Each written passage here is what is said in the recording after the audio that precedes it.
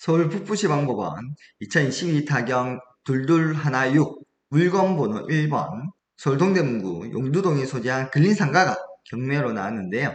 감정가가 2억 1,760만원인데 현재 최저가가 감정가 대비해서 13.4% 2,920만 6천원까지 가격이 떨어졌습니다. 자그마치 9번이나 유찰이 된 물건인데요. 왜 이렇게 많이 유찰이 됐는지 한번 살펴보도록 하겠습니다. 등기부를 보시면 소유권, 가등기, 강제경매 이렇게 되어 있는데 말소기준 권리는 강제경매 기입 등기거든요. 자, 따라서 이 강제경매 기입 등기가 설정된 22년 6월 14일보다 먼저 설정된 21년 8월 20일 설정된 가등기는 선순위 가등기이기 때문에 이렇게 인수되는 권리로 낙찰되고 나서도 낙찰자가 말소시킬 수 없는 권리로 취급이 되고 있습니다. 따라서 이 선순위 가등기가 추후에 본등기라는 것을 하면 경매로 낙찰받은 사람은 소유권을 잃어버릴 수가 있기 때문에 그런 리스크가 커서 이 물건을 입찰을 하지 않는 것이죠. 자, 가등기는 두 가지 종류가 있습니다. 하나는 돈을 빌려주고 설정하는 담보가등기가 있고요. 또 하나는 집을 사면서 설정을 하는 소유권 이전 청구권 가등기가 있습니다. 담보가등기는 돈을 빌려주고 돈을 갚지 않으면 그 가등기 설정된 부동산의 소유권을 가져오겠다라는 것이고요. 소유권 이전 청구권 가등기는 집을 사면서 잔금을 한 달 뒤에 주기로 한 것이 아니라 1년 또는 2년 뒤에 이렇게 주기로 한 거죠. 그러면 이게 기간이 길다 보니까 무슨 일이 일어날지 모르지 않습니까? 매도인이 나한테 집을 팔고 나서 은행에 가서 대출을 받을 수도 있고, 매도인의 채권자가 이 집에 감리를 할 수도 있고, 또는 내가 계약한 이 집에 경매가 개시가 될 수도 있고, 매도인이 나한테 집을 판 뒤에 또다시 다른 사람한테 또 팔 수도 있죠. 이중매매 이렇게 진행이 될 수도 있기 때문에 이렇게 자신의 권리를 지키기 위해서 가등기를 설정을 하는데요.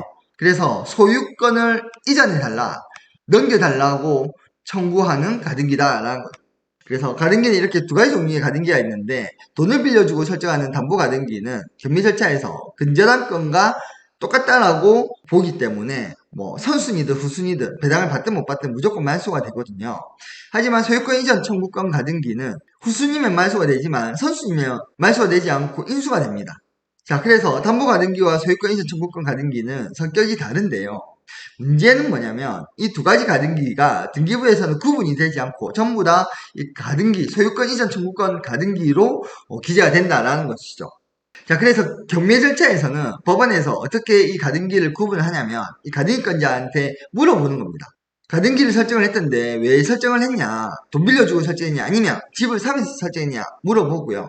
그 가등기권자가 답변하는 것에 따라서 담보가등기 또는 소유권 이전 청구권 가등기로 취급을 하게 됩니다.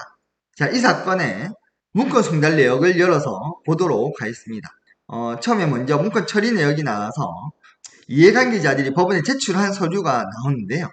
보시면 23년 4월 12일 날 가등기권자가 보증서를 제출했지 않습니까?